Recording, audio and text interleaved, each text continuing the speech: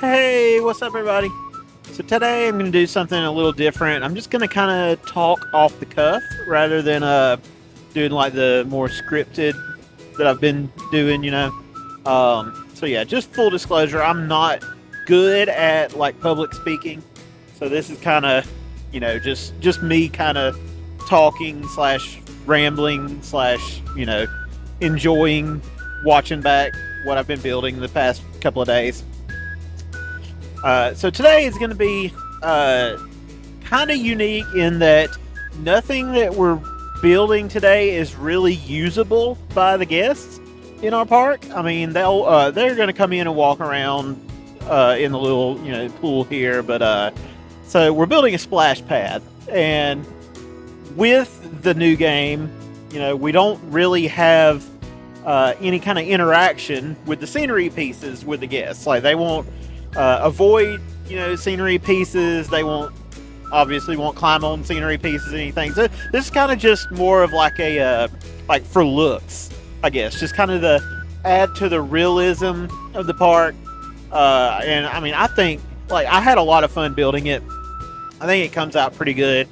And the guests do walk through the area and kind of make it believable. And I'm hoping that one of the things in possibly the update that's coming this week, but maybe hopefully in a future update we can get the curbs back that we had in Plan Co 1, where we can use things to keep guests from going into the certain spots that we don't want them to go in. Because right now you can do the the little kind of hack with putting bins, garbage cans, placing them on paths and lowering them beneath the ground, and that works. But it's in a pool area, you can't do that, so that kind of kills that thought. But yeah, hoping in the future, sometime soon, that'll be something that we can make areas like this that we can kind of keep the guests from clipping through.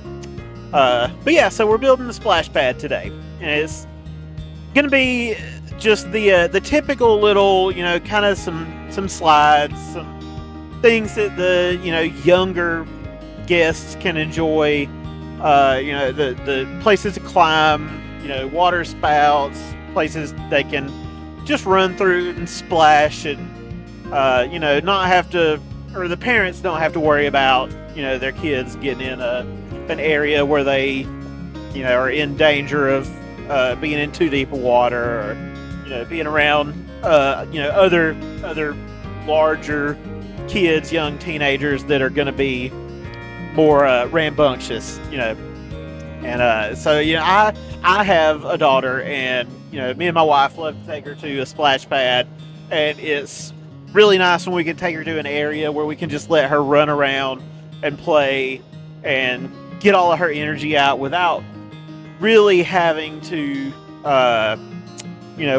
worry about, are there the lifeguards around, and are there places that she can get herself hurt as easily. So yeah, this is going to be what we're working on here is kind of the main part of the splash pad, the main kind of activity area.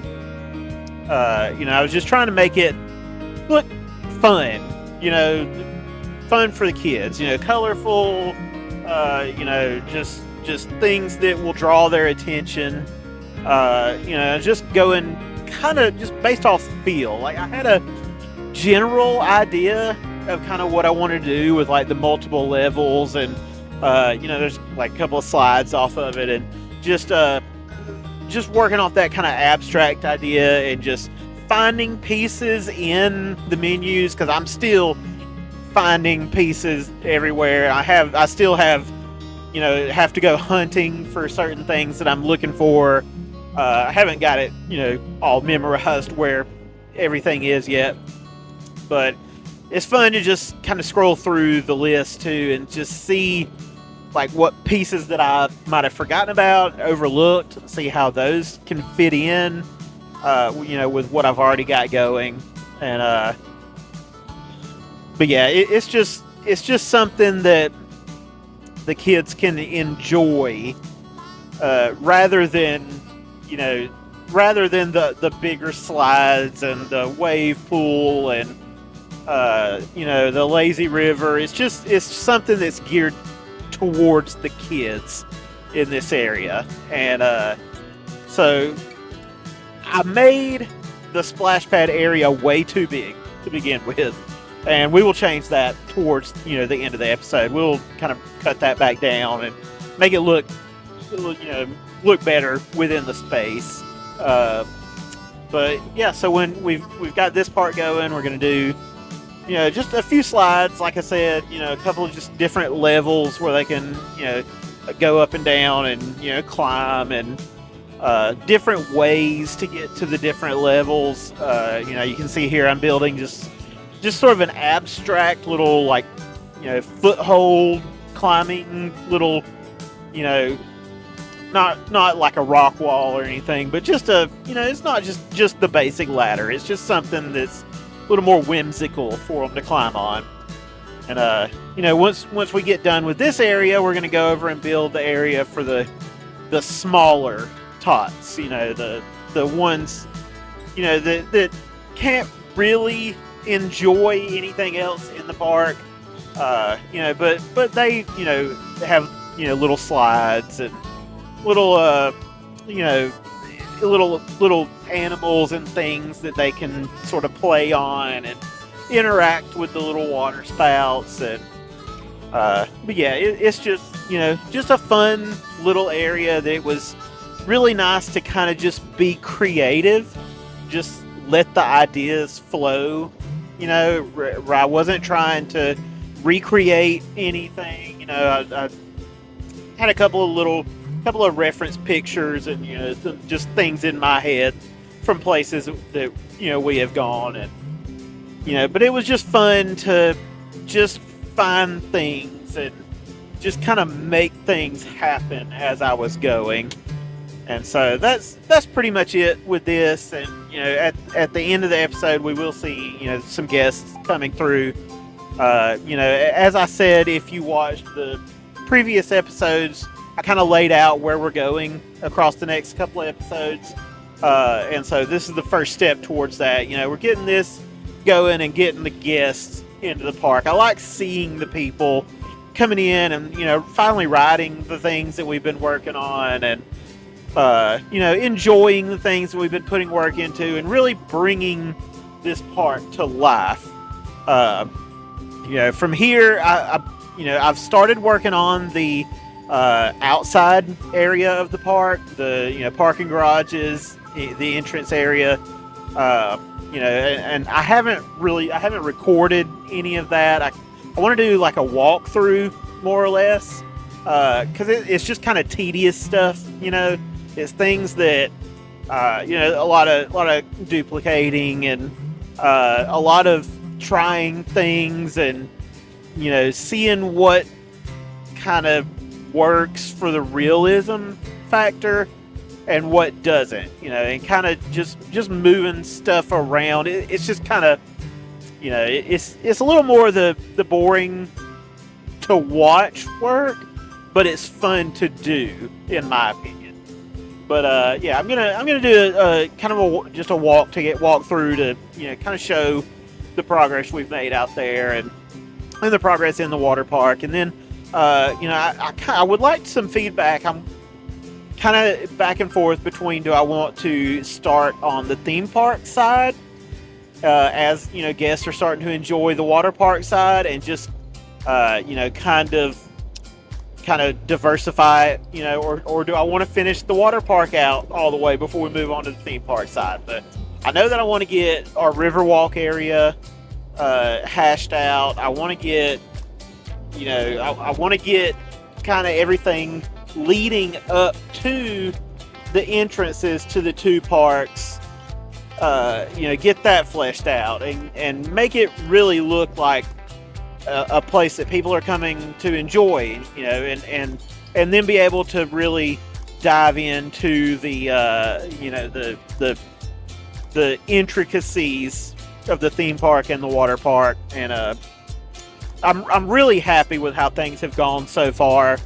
You know, I'm happy with the layout. I feel like it's realistic and fun, and a place that I would want to visit. You know, which is kind of what I always go for. I'm not into the over the top, fantastical type. You know, I want it to be something that I feel like I could realistically go to. You know, I don't.